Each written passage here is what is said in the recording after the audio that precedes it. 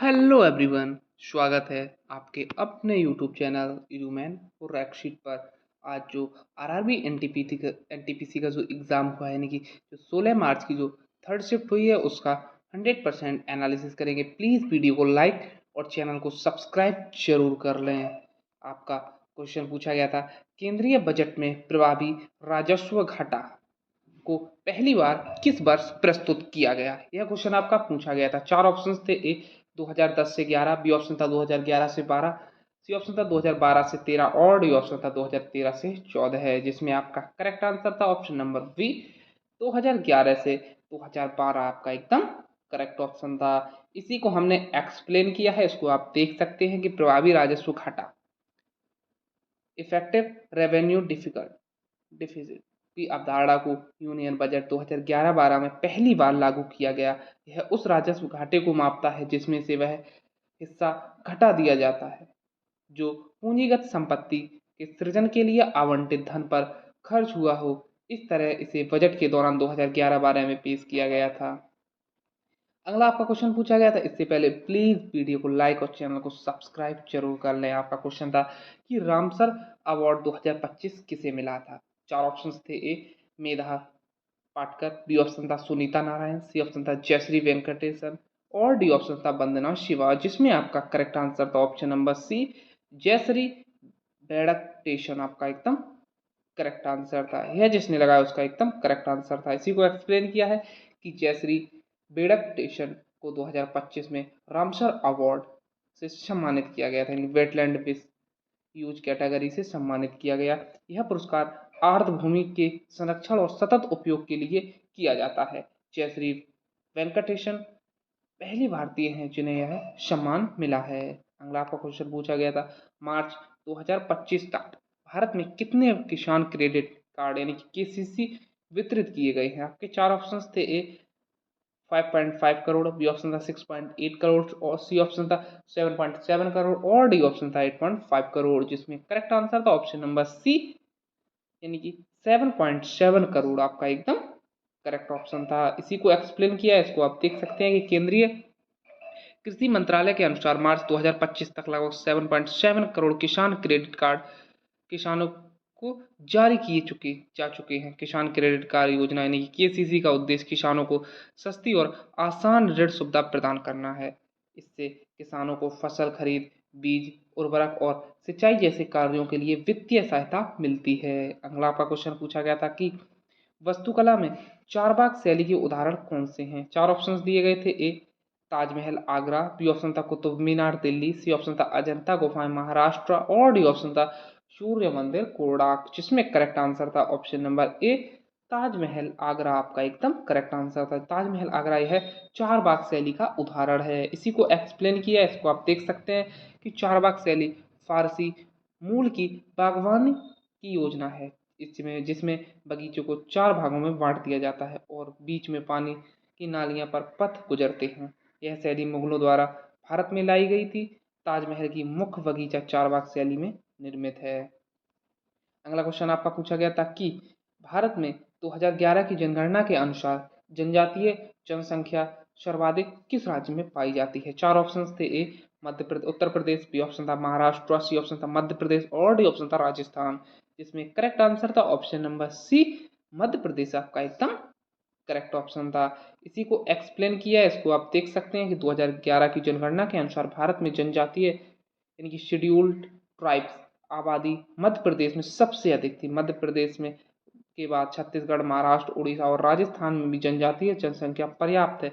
मध्य प्रदेश में प्रमुख जनजातीय भील, गोंडा, भैया, कोरकू आदि हैं।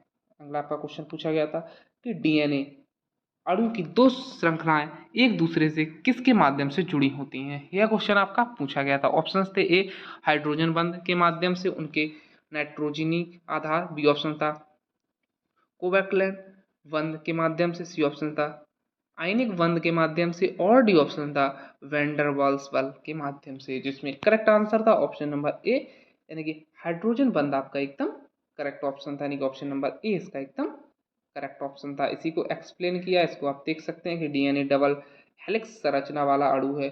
इसकी दो न्यूक्लियोटाइड श्रृंखलाएं एक दूसरे के सामने स्थित नाइट्रोजनी आधार के माध्यम से जुड़ी रहती हैं। यह हाइड्रोजन बंधों के कारण संभव होता है। अगला आपका क्वेश्चन पूछा गया था कि निम्नलिखित में से कौन सा वृक्ष मुख्यतः रेगिस्तान क्षेत्रों में पाया जाता है। चार ऑप्शन थे, ए पीपल, बी ऑप्शन था आम, सी ऑप्शन था खेजड़ी और डी ऑप्शन था नीम, जिसमें करेक्ट आंसर था ऑप्शन नंबर सी खेजड़ी आपका एकदम करेक्ट ऑप्शन था। ऑप्शन नंबर सी इसका एकदम करेक्ट ऑप्शन था। इसी को एक्सप्लेन किया, इसको आप देख सकते हैं। खेजड़ी मुख्य रूप से थार रेगिस्तान और सूखा क्षेत्र में पाई जाती है।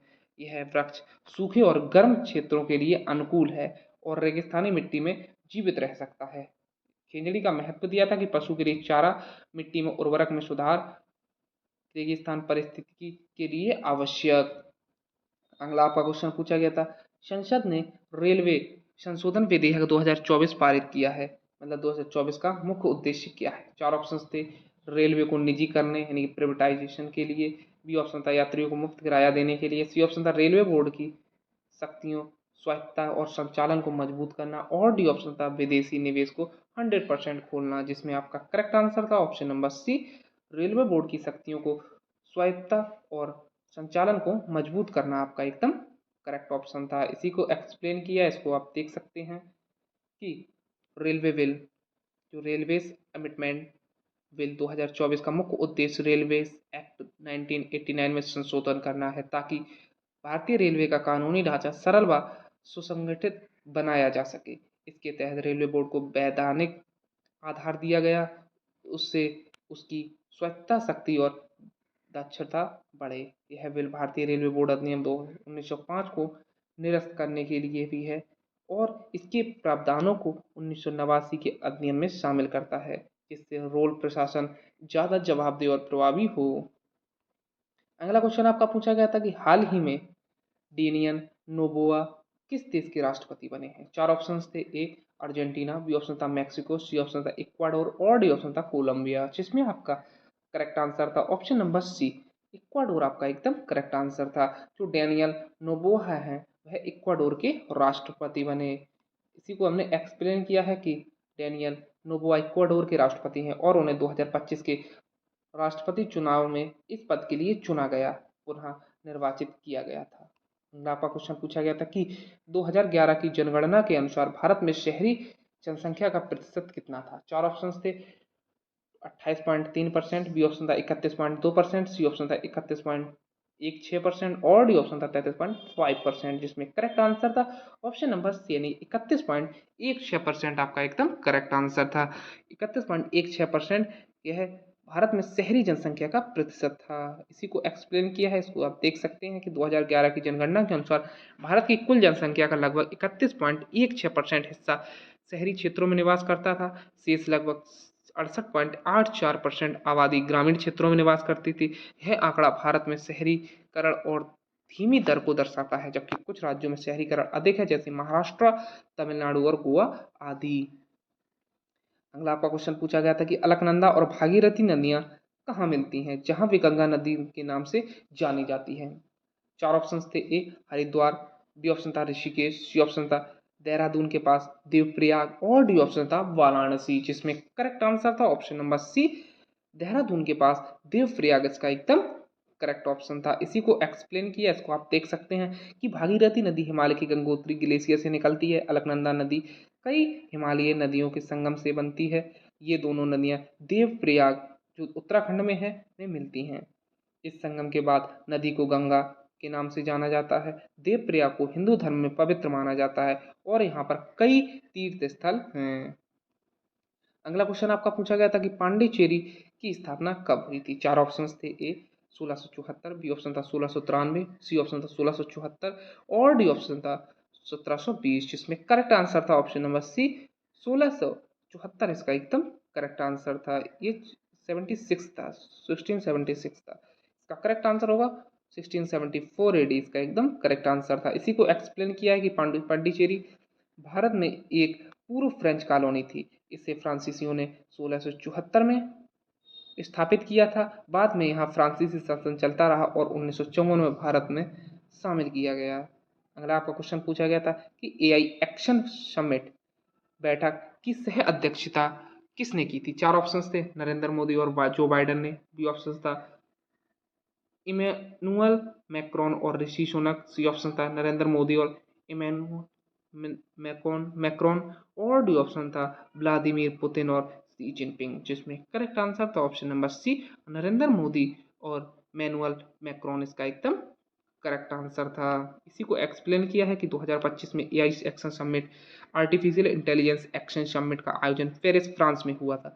इस शिखर सम्मेलन की सह अध्यक्षता भारत के नरेंद्र मोदी और फ्रांस के इमैनुअल मैक्रोन ने मिलकर की थी। ऑप्शन नंबर सी इसका एकदम करेक्ट ऑप्शन था। अगला क्वेश्चन पूछा गया था कि उत्तरी मैदान की लंबाई पूर्व से पश्चिम तक कितनी है? चार ऑप्शंस थे, ए 1000 किलोमीटर, बी ऑप्शन था 1500 किलोमीटर, सी ऑप्शन था 2400 किलोमीटर और डी ऑप्शन था 3000 किलोमीटर, जिसमें करेक्ट आंसर था ऑप्शन नंबर सी 2400 किलोमीटर इसका एकदम करेक्ट आंसर था।